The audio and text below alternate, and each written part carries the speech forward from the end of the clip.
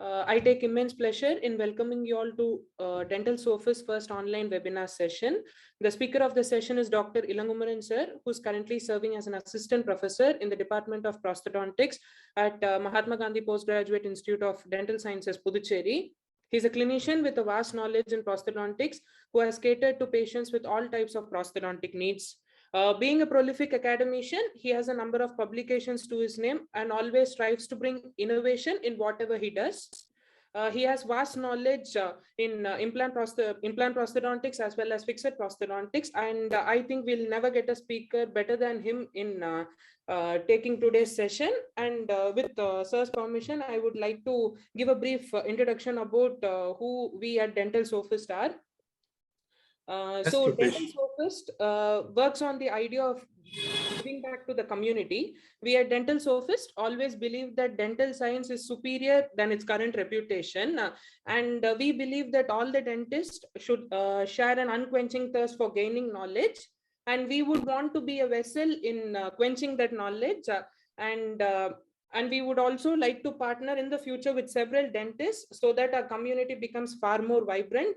We presently are active on Instagram, and our Facebook and YouTube handles are under construction. So I think I'll give back the proceedings to Dr. Sir, and you can start with your session, sir. Thank you. Thank you, Rhoopesh. Good afternoon, everyone. So the topic of today's presentation is increasing your success rate in prosthodontics clinical perspective.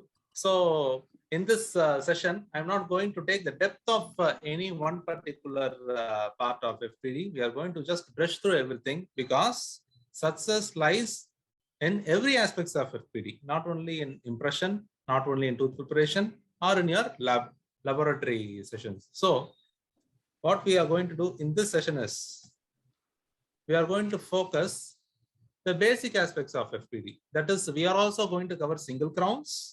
We are also going to cover crowns need for endodontically restored teeth. That is restoration of endodontically treated teeth and 3 unit or 5 unit FPD. Okay. Our focus today is going to be limited to this aspect. We are not going to cover full mouth rehabilitation, multiple unit FPD. No, we are going to restrict ourselves as this is a basic session.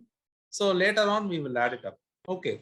So we will see all the steps of FPD in line and what are the steps we can incorporate in our day-to-day practice for making our restoration successful. And I will be giving you small clinical tips which would be very useful for you for bringing down your failures in FPD. Yes. So let us divide this discussion into 3 parts. The first part of the discussion will be planning. The first part of the discussion will be planning and how to select a case, how to avoid a case. So those aspects will be covered. Second, the part will be what are the things which have to be taken care of during the procedure. The third part is post-insertion care.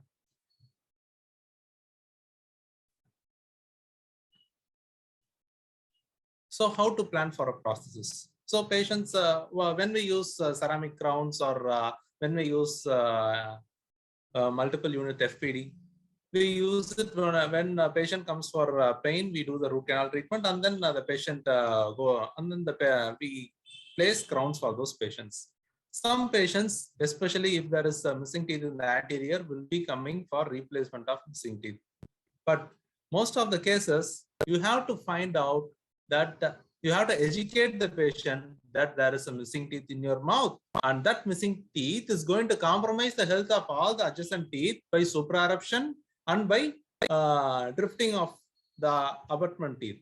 So if it is an anterior case, if it is an anterior missing teeth, the patient himself will present to you. The patient himself will ask you, doctor, I need a fixed restoration. I need a fixed teeth for my well-being, for my speech, for my smile, etc. But if it is a posterior teeth, it is normally neglected.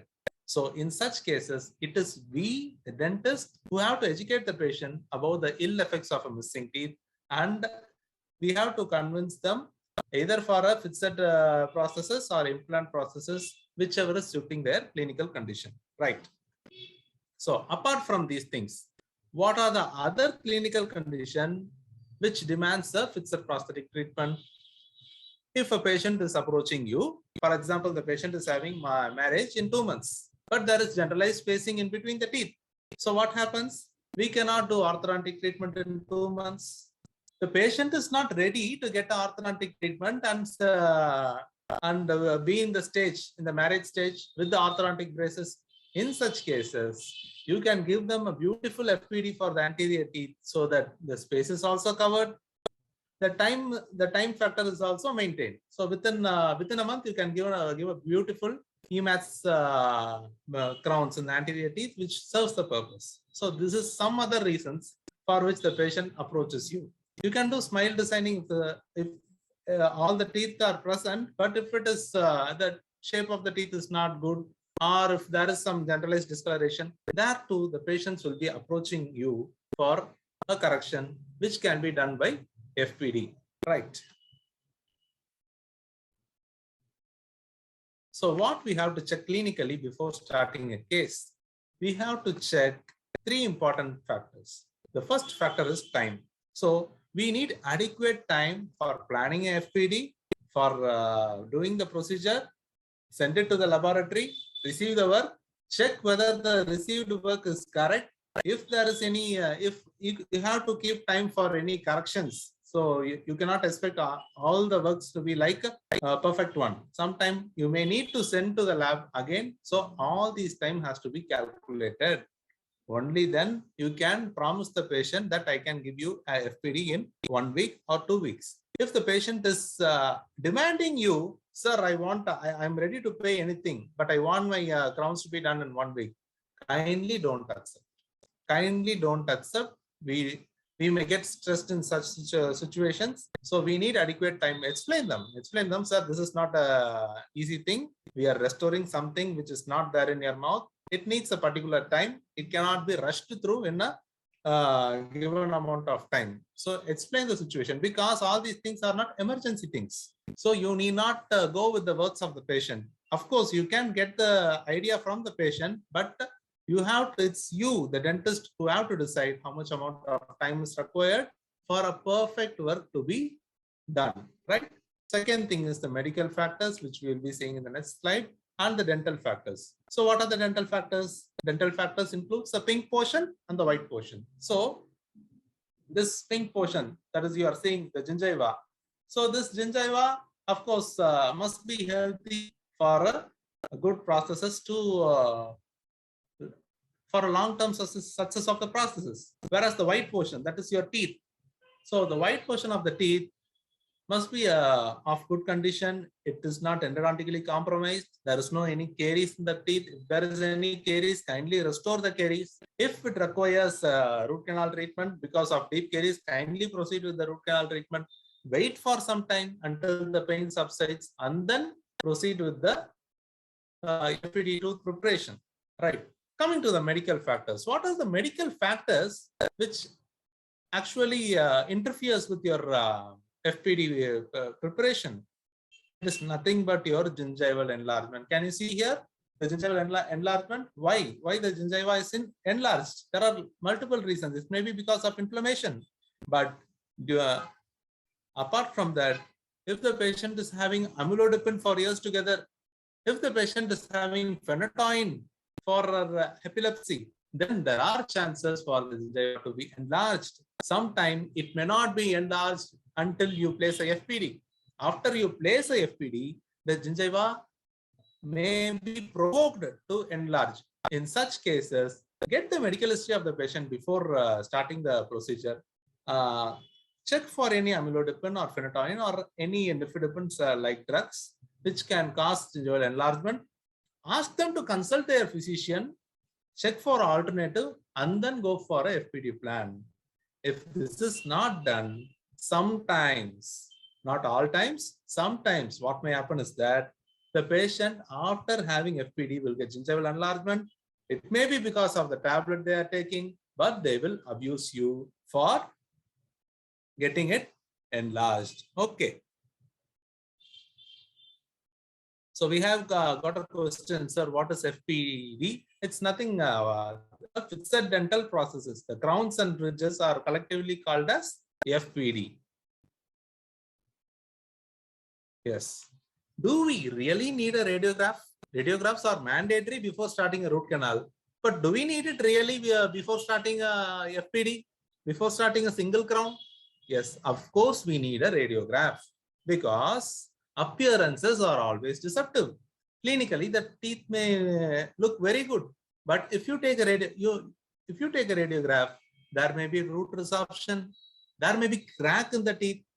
So we have to address those issues before placing a crown or before taking the teeth as an abutment. So radiographs are always important. If it is a single unit or a 2-unit restorations, you may go for IOPA. But if it is going to be a full mouth preparation, all the teeth needs to be prepared. Of course, you can go for a full mouth radiograph. That is your OPG, right? So coming to the endodontically treated teeth. See, if you want to get up early in the morning, what we do? We go to bed early. So a day is prepared not on that day. The day before we are preparing for that day. So if you want a crown to last for a long time in your oral cavity, prepare the abutment teeth. Prepare the pink and the white portion of your teeth, right? So how it is prepared? If it is endodontically treated teeth, do a good permanent coronal seal, not with your GIC, not with your zinc oxide original cement. Kindly do the permanent coronal seal with the composite. In my experience, I am saying I have in my earlier days of practice, I have used only GIC for permanent coronal seal.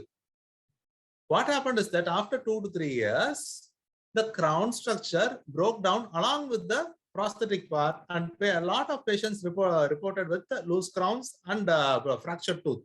So I got a consultation from an endodontist, and what they suggested is that to do the permanent coronal seal with the composite. So after adopting this method, the number of failures in my practice reduced, the number of dislodgements of crown in my practice reduced. So this is a very, very important thing if you are restoring an endodontically treated teeth. So in such cases, you can go with a regular composite, that is your packable composite, or there are special type of fiber reinforced composite as given in this slide. So what is the fiber reinforced composite given here? It is called as Everett's composite. The blue color portion, you can see there, the blue color portion is made of normal composite embedded with fibers. So if the patient is biting, the crack will not propagate and fracture the teeth, which is a common reason for fracturing of a root canal treated teeth. So you may go for a regular composite. If the teeth clinical height is very, very short, kindly don't go for any crowns. If the clinical height of the teeth, the clinical height of the crown is very short, kindly don't go for any crowns. Do a good permanent coronal seal with a fiber reinforced composite like Everett's. That will serve the procedure. See why we are going for crowns when the teeth is root canal treated. After root canal treatment, the teeth becomes brittle. So in order to save the brittle teeth, we are giving a crown, right? So this aspect is taken care by this fiber reinforced composite, right? So you have to decide where you need a crown and where you do not need a crown, right? Not all root canal teeth require crown. That is an older concept. We are in 2022. So forget all those concepts that once we do root canal, we have to go for a crown. No, even we were doing like that in earlier days of practice. Now we have changed. We have seen success with this material. There is no personal promotion here. It's my personal choice. That's all, right? Yes. So that is about restoration of endodontically treated teeth. The another question which comes in a practitioner mind, sir, we are preparing the teeth. There may be a chance of pulp exposure. So it is better to do root canal for all those FPD abutments. Not at all required. It is required. Both the answers are correct. So where do we require? Kindly take a radiograph before starting your preparation. You are going to see your enamel is about 1 to 1.5 mm thick. you are going to prepare maximum 2 mm, that's all. So you are not going to encroach the pulp chamber, or you are not going to approach the pulp horns, right? So in such cases, you can proceed with your vital tooth preparation. You need not do root canal. But in the RCT, if the patient is a very young patient, for example, the patient is 18-year-old, he needs an FPD, right? So for such patients, what will be high? Of course, your pulp horns will be high. In such patients, there are chances of pulp exposure. So what you have to do, either you have two choices here. Either you can prepare the teeth. Yes, you can prepare the teeth, give them a temporary, ask them to wait for 1 or 2 weeks. If the patient is not having severe sensitivity, if the patient is not having any severe pain, kindly proceed with your preparation. Do not do RCT, right? But while preparation, if there is any pulpal exposure, or if there is any pain after preparation, then kindly proceed with the RCT, right? That is a very rare case. Only 10 to 20% of the patients will fall under this category, right? If the patient is having any other caries or deep-seated restorations, of course, you can go with the RCT. Otherwise, if you are treating a case without any caries or with the minimal caries, you just do a restoration and prepare the abutment teeth. It is not going to disturb your pulp. See, doing your RCT is going to weaken your teeth. And if the teeth is weakened, the life of the prosthesis will also be weakened, right? So in such cases, it is better to have a vital teeth supporting your FPD rather than to have a RC treated teeth supporting your FPD. So try to preserve the vitality of the teeth to have a long-term success in your fixed bridges, right? Yes. Periodontal treatment.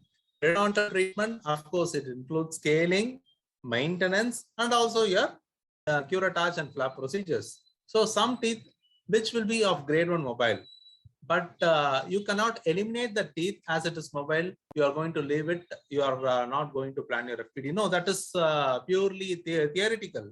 If the teeth is of grade 1 mobility, kindly extend your preparation. Kindly make your preparation after doing a flap procedure or just a deep scaling or a curettage. So treat the teeth periodontically. Call your periodontist friend, ask him to treat the teeth. You can see the mobility which is stopping. If there is any trauma from occlusion, yes, correct the trauma from occlusion and then proceed with that teeth as your FPD abutment joyfully, right? Yes. Do we need study model before our preparation? Is it a theoretical aspect alone? It is not like that. See, study models are required in some cases of FPD. So where it is required, if the abutment is tilted or if you are going to do an aesthetic correction, you may need to take your study model before your preparation. And in such cases, you can also have a chance of doing a mock preparation in your study model and then check whether the abutment teeth here require a root canal treatment or they can be done easily. So in such cases, you have to be very careful to decide what amount of tooth you have to reduce. After reducing the teeth, what comes in your mind? What is the material which I am going to give for the patient? That has to be discussed with the patient before starting the procedure itself. So we have a wide variety of material today. We have your regular PFM, porcelain fused ceramic, porcelain fused metal, porcelain fused zirconia, lithium disilicate, and monolith material, monolith zirconia, and your metal crowns. Don't ever think that metal crowns are inferior. Metal crown still has its place in today's fixed prosthodontics. If the patient is a brother, your metal crowns are going to perform well than your zirconia, right? If you want a good aesthetic correction, if you want to replace a good aesthetics, then the choice can be your Emax crowns. Emax crowns are nothing but lithium disilicate crowns given by the Ivoclar Vivadent company.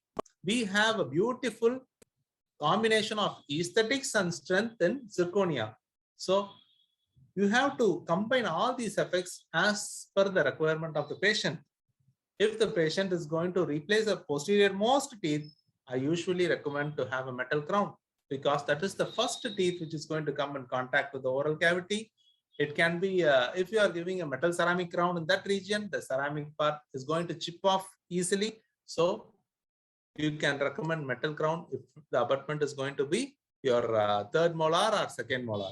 If it is going to be the prime area of chewing, that is your first molar and premolar, of course you can go with zirconia or your porcelain fused to metal, right? If it is going to be anterior, go for multi-layered zirconia. Layered zirconia is that they will do a coping of zirconia over which ceramic is layered. That will be aesthetic. If you want high amount of aesthetics, go for lithium disilicate, right? So this has to be decided with the patient before your tooth preparation, because tooth must be prepared accordingly. You have the idea of shoulder, chamfer, etc. So only if you decide the material, you can decide your margin of your preparation. Yes.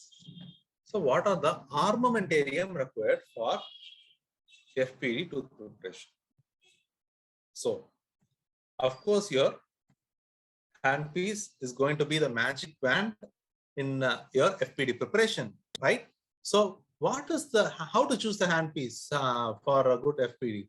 Kindly go with the handpiece which has a good amount of torque and better visibility if it is having a light, well and good.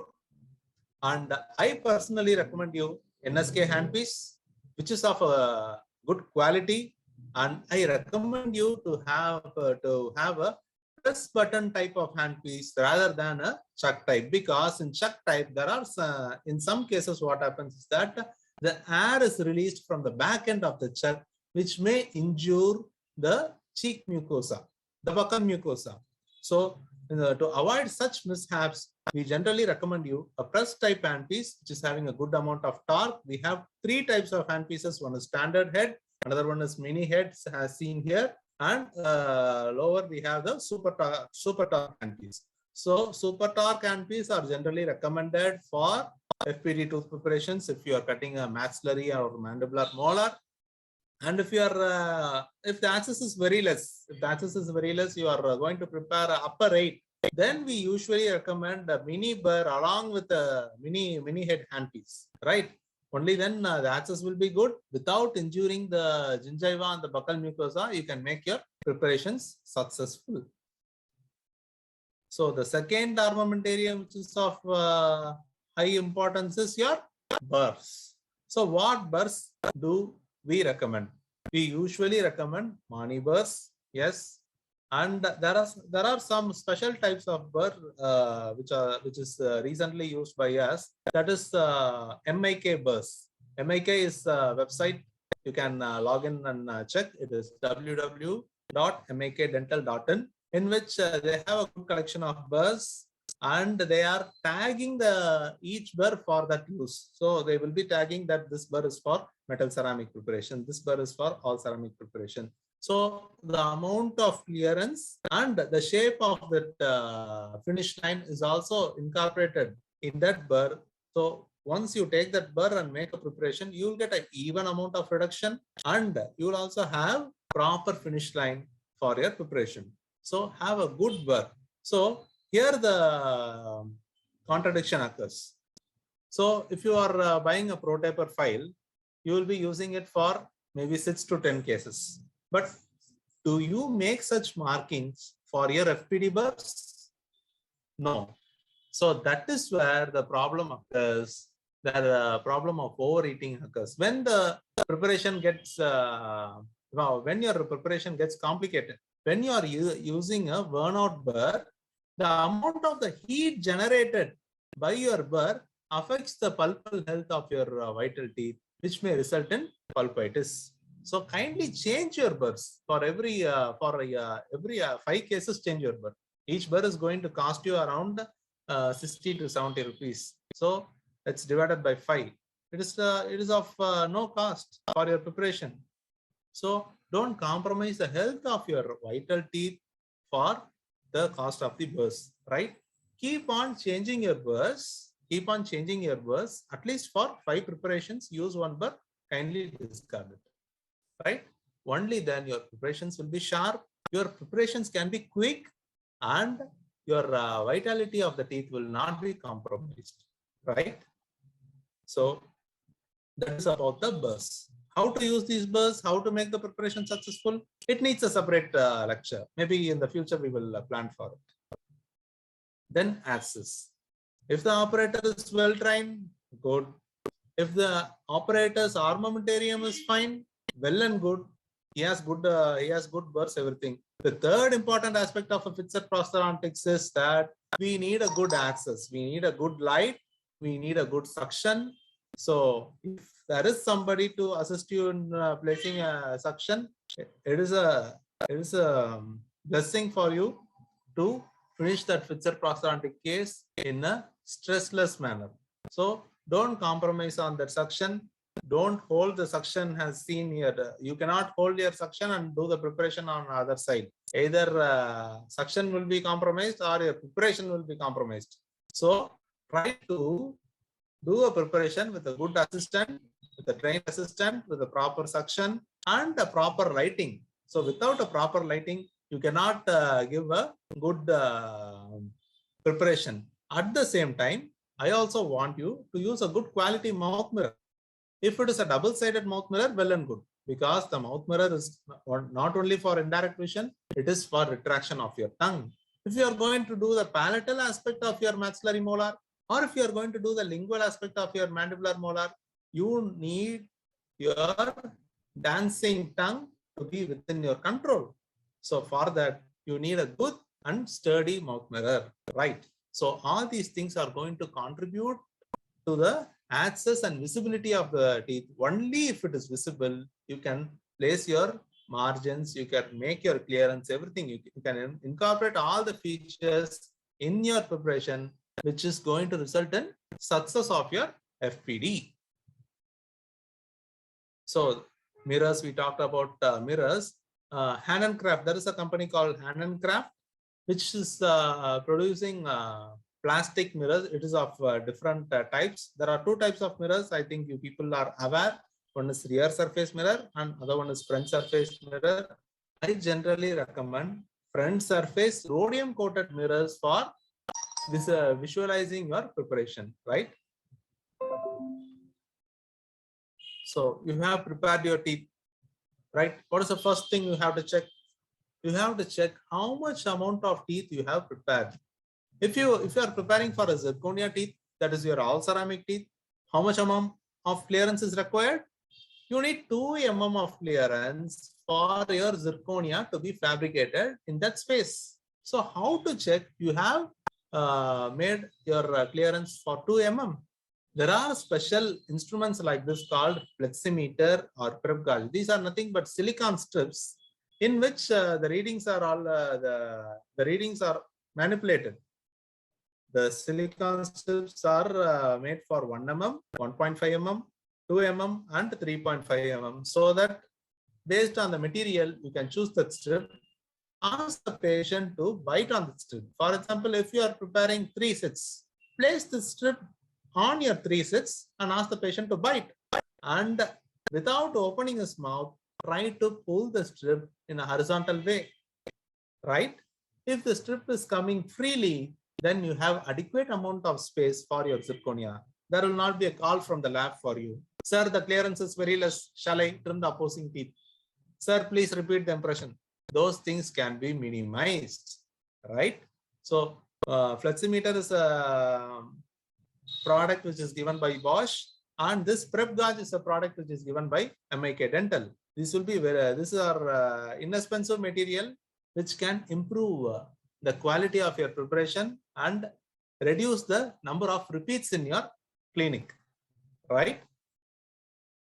So after checking the clearance, what do we check? We check the taper. So why do we want to taper our preparations? We want to taper our preparations for only fact that we don't want any undercuts.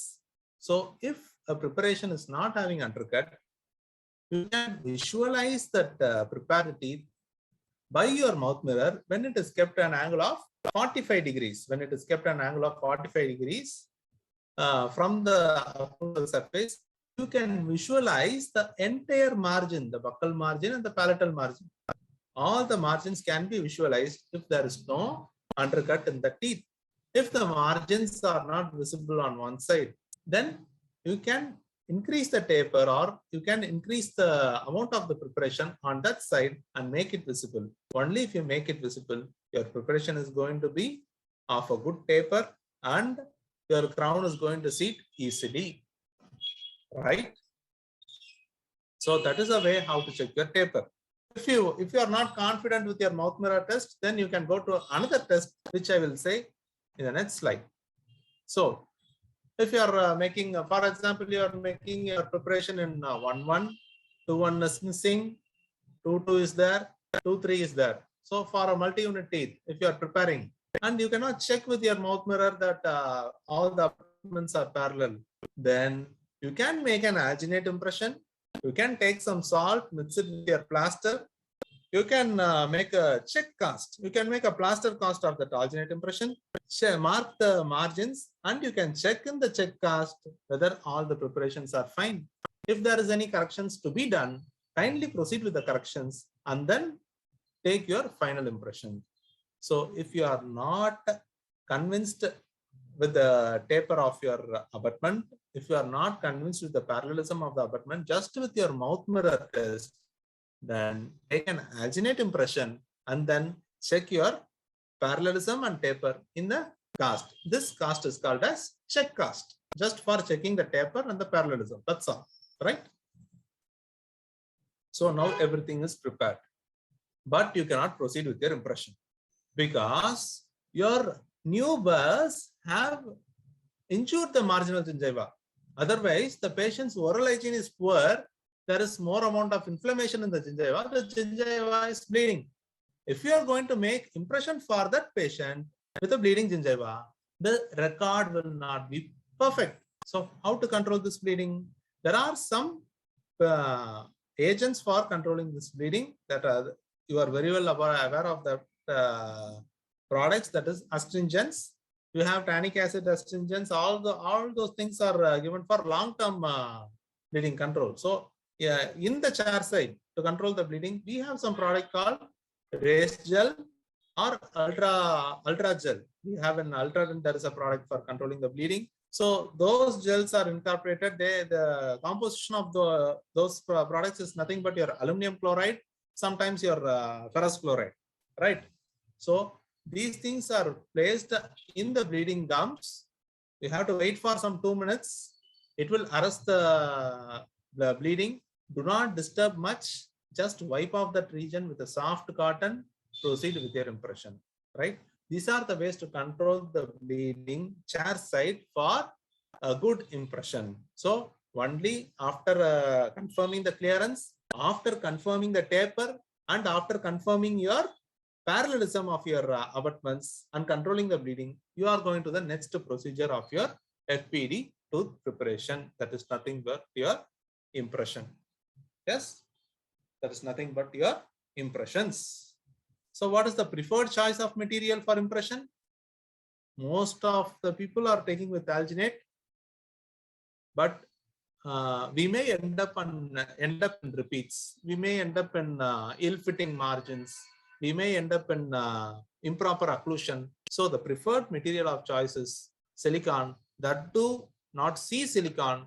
We can go with A silicon. That is your addition silicon, because the dimensional change in addition silicon is less compared to your C silicon and alginates.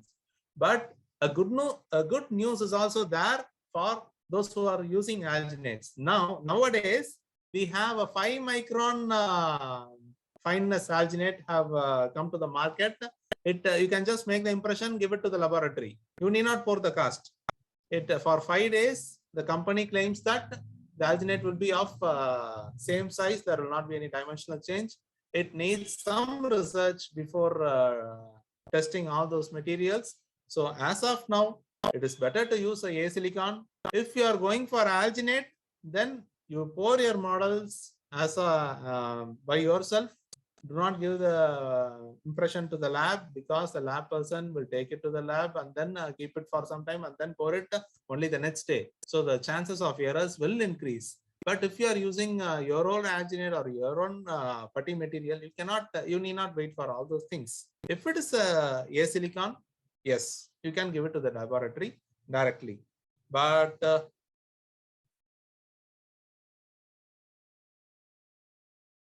it is better to pour by yourself. I will say the reason shortly. So before that, which impression tray you are going to make? Have a sturdy tray. My preference is metal tray. If you are comfortable with the plastic tray, well and good, but not all patients will be comfortable with plastic tray, because the operator may be comfortable, but the patients may not be comfortable, because you cannot adjust your plastic tray with pliers. The amount of extension which is given in the metal tray, you can extend it. I mean, you can use a plier, you can make it narrow or you can make it wide to hold the impression material, to avoid interferences with your buccal bone of your maxilla, right? But those things are not possible with your plastic tray. Even during removal or even during fabrication of the stone model, metal trays will be sturdy enough to withstand all your forces to remove your cast from the impression. But those things cannot be played with all sorts of. There are some good plastic trays, I agree. They are very excellent for making your orthodontic impressions, for study model, etc. But for FPD, I generally recommend you to use a metal tray, that too without rims. The picture given in this slide is with rims, because I want you to differentiate a rimmed tray and a rimless tray. If you are using a rimless tray, it would be easy for removing the impressions without removing the stone model, that is removing the cast without breakage. So kindly use metal tray without rims, right? So what technique of impression material you are going to use? There are multiple techniques. There are some trays called as triple tray. Triple tray needs experience. We will cover separate discussion on triple tray in our impression.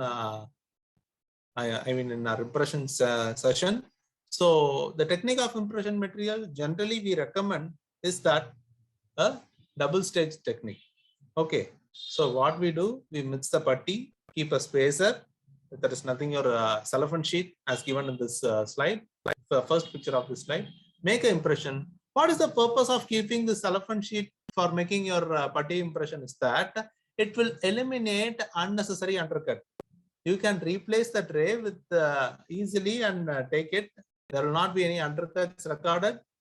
After that, if it provides a space for your light body material, then extrude the light body, mix the light body, place it in the tray, especially near the impression, and then make a second impression, right? This is recommended for beginners. If you are a well-versed clinician, you can do it in a single stage, but beginners can make a putty impression with the spacer, remove the cellophane sheet, make the apply the light body, and then make it again. So the number of errors will be less, right? There are chances of corrections.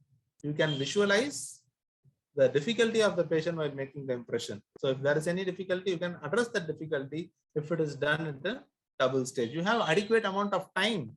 The number of repeats in impressions will be reduced in this. So this is based on my clinical experience. So after making the impression, do you want to immediately pour your stone model like your alginate? No, that is not the case with addition silicon. We don't want our addition silicon impressions to be poured immediately, because there is some amount of hydrogen gas which will be evolved with the addition silicon. If you pour it immediately, then all your preparations on the teeth surface will be having micro bubbles. Micro bubbles will be there. So just leave it for half an hour, right? Just leave it for half an hour. let the hydrogen gas evaporate, and then you can pour your type 4 dye stone, right? And while resting your impression, make sure that you are resting it in a flat surface in which the putty material is not getting contacted with your slab, because that may drift the impression and result in inaccuracies, right? Yes. Should we make the model or send to the lab? If the lab person is a well-versed person who has a good amount of relationship with you, has the ability to understand your instructions well. But if it is a busy lab, if they are processing the works of 100 dentists, kindly make your own model, right? Check the clearance, check the taper, everything. If you need a second impression, kindly call the patient again, make a second impression, pour another model, check the clearance, check the taper, and then send it to the laboratory, right? Because once they pour the model in the laboratory, there is chance for errors, or else the clearance may be less in the is realized only in the laboratory. So in such cases, it will be sent back. Unnecessary time delay will be there in such cases. So it is better to pour your models. If you don't have time, you instruct the laboratory person in a nice way so that he is understanding your instructions in a proper way, right? So that is of your choice only. There is no hard and fast rules. This is just a suggestion. Coming to the bite registration. So we have made the preparation, we have made the impression, and what is the step called bite registration? Do we need this bite registration at all steps? No. If it is going to be a single crown, and behind that single crown, if there is an unprepared teeth, there is no need for bite registration. If you are going for a 3-unit FPD, and behind the 3-unit FPD, for example, the tooth missing is 3-5. The abutments taken are 3-4 and 3-6. Behind the 3-6, there is 3-7. And the 3-7 is establishing a good amount of occlusion with 2-7. In such cases, you do not need any bite. In cases where the last teeth of your cavity, I mean oral cavity is prepared. For example, 3-7 is missing, 3-8 is the abutment, and 3-6 is the abutment. So once you make an occlusal reduction in 3-8, what happens is that there is no occlusal stop in the posterior. In such cases, you have to make a bite registration. It registers the bite between the upper and the lower arch, right? Once you make the stone model and try to articulate it, it will be dancing if there is no posterior stop. So in such cases, bite registration material will come as a savior to establish the bite. Okay, so this procedure is called as bite registration, and there are 2 types of material for bite registration. Generally, people take with modeling mats. Yes, of course. Myself also take in my initial days of practice used only utility vats for making the bite registration. There is lot of difference in the bite which is recorded in the mouth and what we articulate. So nowadays I have eliminated the utility vats. For this bite registration procedure from my clinic, I am using alu vats or a silicon based material for bite registration to improve the precision of the prosthesis, right? So alu wax, if you are making the bite with alu wax, you have to articulate by yourself. If you are making your bite registration with silicon material, you can send the bite registration along with your impressions to the laboratory, in which they will articulate it. So if you are a busy practitioner, you don't have time for articulation, making the stone model, kindly use your silicon material for bite registration. If you have time, kindly you can use alu wax. Both materials are good. Which is superior? Silicon is superior, but you cannot say it like that. The clinical situation, the demand from the clinical situation decides the material. So all those factors has to be considered before choosing the bite registration material. If you are a beginner, go with alu wax, and after doing some 10 to 20 cases, you can use your silicon bite registration material. Coming to the shade is selected, impression is ready, the bite is ready, it is ready, it is couriered by your assistant, right? So you have to select the shade. How to select the shade? So in our textbook, we have studied that it has to be selected in sunlight.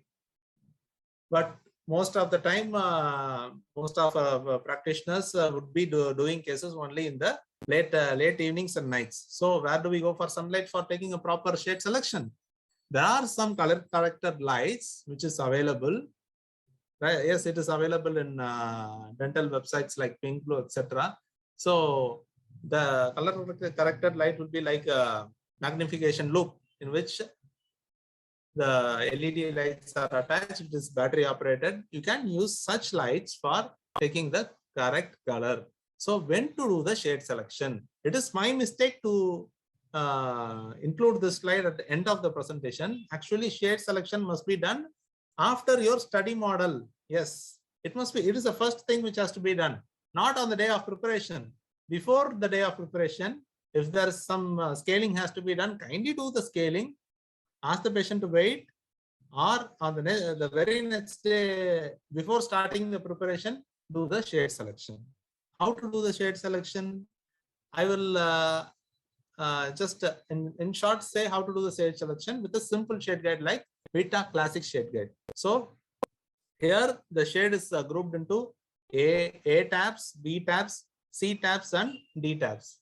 So these A tabs has yellow as the predominant color, whereas B tabs has blue as the predominant colors, that is bluish gray, and whereas the C tabs has grayish hue as the predominant color. So first you have to decide the hue. So whether the patient has yellowish teeth, whether the patient has bluish teeth, or whether the patient has grayish teeth, right? The D tabs are more darker. So first you have to determine that.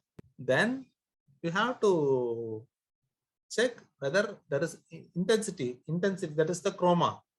How intense the yellow is. If the yellow is intense, if it is very dark, you can go with your A3 or A3.5. If it is more grayish, then you can go for C3 or C4, right? If it is mild grayish, then you can go for C2. So this is one way of shade selection. Another way of shade selection is based on the brightness. So if it is too bright, then you can go for B, B2, B1, etc. If it is dull, you have to check whether it is yellowish dull or grayish dull. If it is yellowish dull, go for A tabs. If it is a grayish dull, go for C tabs, right? So that is how to do the shade selection before your tooth preparation. If you are giving a ceramic crown, if you are giving a porcelain fused metal crowns, then you can prefer for a little darker shade than your adjacent tooth, because human eyes are trained to capture the lighter shade. If the teeth are, if the ceramic crowns are lighter than your adjacent teeth, the opposite person can easily identify that it is a crown. But if it is darker than your adjacent teeth, the human eyes are not trained that much. You cannot easily identify that it is a crown. So that is a clinical tip here in shade selection. If you are confused whether to go for C2 or C3, if there is a confusion, then go for the little darker one, right? Yes. Yes. Now we have given the shade, you have written everything in the lab authorization form, given the impression, everything. A call from the lab is coming either the next day or 2 days after receiving your work. So what does it mostly what is the lab person will be saying is that, sir, clearance is less. Sir, clearance is less. Shall I trim the opposing teeth or shall I trim the abutment teeth? So what will be your answer? Either trim the opposing teeth. You don't want to compromise your existing teeth. So what will happen when you place your crown? You have to trim a lot of your abutment teeth and then fix the crown. So in such cases, it is you have to decide. So if you have correctly checked the clearance with your preparation gauge or fleximeter, And if you are confident, you ask him to give the cast, both the upper cast and the lower cast. You check the clearance. If you want, you make a temporary crown and check it in the patient's mouth, right? And if it is required, you touch the opposing teeth, but generally it is not recommended, right? If the clearance is less, do a gingivectomy for the abutment teeth. Okay, do a gingivectomy for the abutment teeth, reduce the abutment teeth, and then give to the laboratory. Make a fresh impression instead. If it is a small correction, it is acceptable. If it is 0.5 correction, it is acceptable. Beyond that, kindly make a new impression. So all these things, this is a very common thing which we will be getting, right? Yes. And what is called as bisque trial. So you know that if you are firing your ceramic in the oven in the laboratory, there are some 3 or 4 stages. So just before the polishing stage, that is the glazing stage of the ceramic is will be of matte finish. So some laboratories, if you request to give the bisque trial, they will be giving the unfinished crown, unfinished metal ceramic crown for checking the high points. So just like your crown fixation, you can just check it, check the fit, check the marginal, check the margins whether it is fitting correctly, and then you can check the occlusion with your articulating paper. Generally, a 40 micron articulating paper is recommended. You can check the high points, ask the patient whether he is comfortable. Sometimes the bulkiness of the crown will be uncomfortable for the patient. So all such things can be marked and given to the laboratory. If it is possible to reduce the bulkness, you can ask them to reduce the bulkness of the crown and get back to you in the final processes. So bisque trial must be done only once. You cannot do 2 or 3 bisque trial, because if you constantly work with the unfinished crown, it may result in decreased strength of the ceramic, which may result in chipping after 2 to 3 years of usage. So if the case is really needs bisque trial, kindly request for a bisque trial, make all the corrections so that on the day of cementation, it is like a cakewalk, right? So the day of cementation has come. You have finished your bisque trial, everything, the occlusion is perfect. What is the cement which you are going to use? So the word cementation is becoming an older term, because if you are using a lithium disilicate crowns, your Emax crown, you have to bond your Emax crown as you bond your composite with the abutment teeth, right? So in such cases, you have to use a resin cement. But if it is going to be a normal metal crown, your normal porcelain fused metal crown, or a zirconia crown, even zirconia is just treated as a metal crown only, because zirconia is a white metal, that's all. So it can be treated as your metal crowns. So you can go with your good old GIC. So if you are using a GIC with resin particles infiltrated into it, well and good, because the adhesion is improved, the luting quality is improved, and thirdly, the sensitivity, post-operative sensitivity of the prepared abutment tooth is also reduced if you are using a resin modified GIC. And the Fuji-Sem from the GC company has a good resin GIC. It comes in an excellent package in which you have a base paste and catalyst paste. The wastage is reduced, and if you want to have it for 2 units or 3 units, you can calculate accordingly, dispense it, use it, and the cleanup is very good with resin modified GIC. So you can tie your flosses in the abutment teeth, you can tie your flosses in the prosthesis, and load the mixed cement, fix the crown, wait for some time, clean it up, floss it, everything, and leave the patient outside your dental clinic without any excess GIC cement. If you want, you can apply a layer of Vaseline and the margins, which will avoid water contamination, right? So that's about cementation of metal, metal ceramic, and zirconia crowns.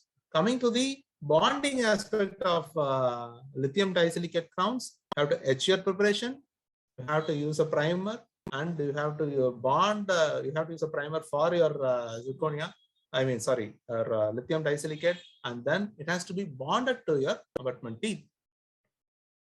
So you have bonded. What are the post-operative instructions you have to give? 2 instructions, which is of very, very important thing you have to give. One thing is that what we have inserted is just a prosthesis. It is just a replacement. We are not regenerating the oral cavity. We are not God. Get this idea into the patient mind. We are not God. We are treating with the prosthesis. That's all. Prosthesis will be having some pitfalls also. You can't use it just like that. Even your natural teeth cannot be used just like that, right? You cannot use a chewy. You cannot chew sticky food with your prosthesis in place. If it is a short crown, if the patient is having taking a 5-star from the fridge and then chewing it in the short crown, there are a lot of chances for the crown to dislodge, because whatever it is, the caramel, that is the frozen caramel, has dislodging forces which can take your crowns away. So that is the first instruction you have to give. Avoid sticky food, right? Avoid sticky food. Tell to the patient that we have fixed your crown. Mostly there will not be any problem. But if there is any problem, assure the patient that we will take care of you. Right. Right. Don't tell to the patient, sir, I have given you a crown which is costing of 25,000. There will not be any problem in it. Don't give false notions for the patient, right? Because any crown, even if Rajinikanth is the prosthodontist, it may fail, right? Because it depends on daily you are giving work for your teeth. Yeah, that too, the teeth is a prosthetic teeth. So in such cases, there is chances for wear and tear. A crown, a good metal ceramic crown, if it is serving a period of 10 years, then it is a success. It may need a change, right? So in such cases, kindly ask them, report them to come for checkup for once in a year. If there is any dislodgement, kindly ask them to come with the crown. Some people will throw away the crown. It would we can just reloot it, but they will not be aware of the knowledge. When we ask why you did not bring the crown, sir, you did not say that it will come out. Even if it is coming out, you did not say that you can place it back. They will again blame on us, right? So it is our duty to advise the patient that it may come off in rare situations. If it is coming out, kindly take it back. We can refix it, or we can do a repreparation and make a suitable environment for fixing it. So these are the two main instructions which we have to give to the patient. Maintain their oral hygiene properly. Ask them to brush them for 2 times. If there is any deposits or if there is any pain, ask them to report them as soon as possible, right? So what are the other cleaning aids which can be given for FPD? The cleaning aids which we can give is dental floss. A normal dental floss will do. Otherwise, we can give a water floss, right? If the patient's pontic, if you have given a sanitary pontic or modified a sanitary pontic, if there is chances, if you anticipate food lodgement, then you can recommend them a water floss. They are excellent interdental aids, which will take care of your gums like anything, right? So last one is follow-up. Of course, if a patient is having an FPD, after fixing it, they may think that it doesn't need any maintenance. Instruct them to meet you once in 6 months or once in a year. Only then we can visualize some early changes. If there is any problem, we can visualize the early changes and save the tooth, save the crown. Some mild occlusal adjustments may be needed. So those things can be identified and they can be big problems can be avoided. So kindly encourage the patient to come for follow-ups. So achieving success in FPD is not it's not a single day. It cannot be achieved in single day. You need lot amount of practice. You have to visualize you have to anticipate the problems. Have to take into consideration of the medical history of the patient, all other departmental works, that is periodontal works, right? Sometimes orthodontic works, are required. Only then after that we can go for FPD. And for FPD preparation, you need a good amount of diagnostic skill.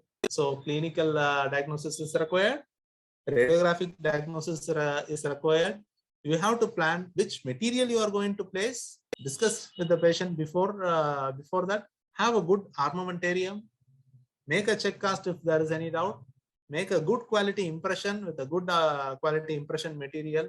Then proceed for the processes fabrication with a good lab.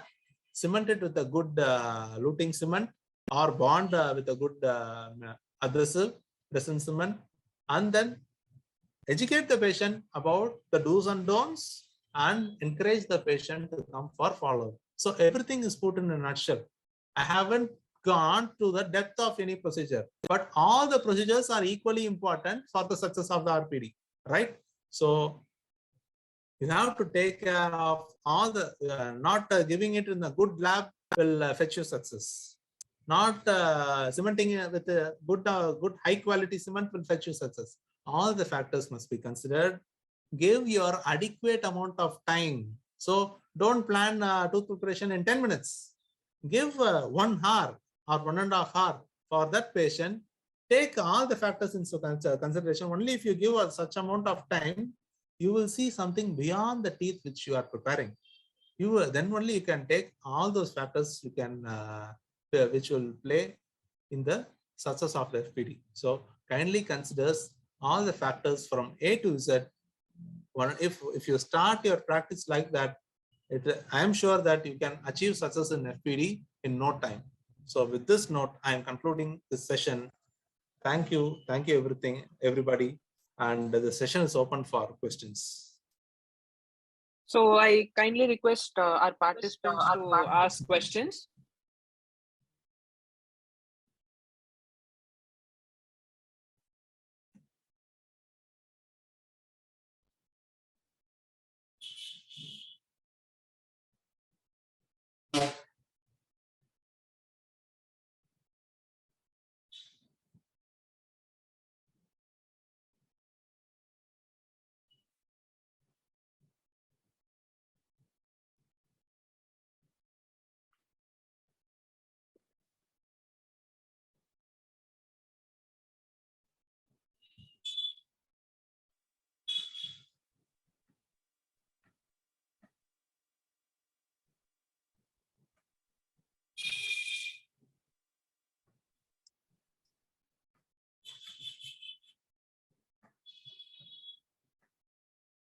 So I think, sir, our participants have gained enough and adequate knowledge from your session that they lack doubts to get clarified with you. So somebody has asked, sir, that just to name the brand of a putty that can be brand used. name of putty. Okay. So brands, there are a good number of brands today. I personally like 2 or 3 brands. One is 3M. It is little pricey, but it will do its work in excellent way. So 3M is favorite choice for many prosthodontists and general practitioners. And the second one is if you are a beginner, I generally recommend you to go with the DPI Photocell. Though it is from DPI, you need not think like that. It is an important material. I have used DPI for almost 6 to 7 years of my practice. From that aspect, from the impression aspect, I did not have any problems. And there is a putty from a company called DMG. It is a German company. So you can, that is, the name is Silagam. Silagam putty is also good. And now the same DMJ company has a sister concern, and it is giving you a Avugum putty. So Avugum is also a very nice putty. So I generally recommend you with 3M, DPI, and Avugum putty. Maybe some other putty may also be good. It's my personal experience, and I have worked with it, so I am recommending it. On behalf of Dental Sophist, I'm extremely thankful that you have given us an extremely wonderful session, and I think most of the participants would have gained extreme knowledge in each of the clinical steps that we follow during our fixed prosthesis management of a patient. Starting from, you have also explained to us, starting from even the selection of a handpiece to the selection of burrs, from management of burrs to what sort of core build-up material or entrance filling material to be used. I think we have gained a lot of knowledge on the types of putties to be used and the techniques that the beginners have to use initially, so that they gain experience and confidence as they manage the patient. And you have also given us a lot of insight on how to handle the bleeding that occurs during our tooth preparation or our initial management of the patient.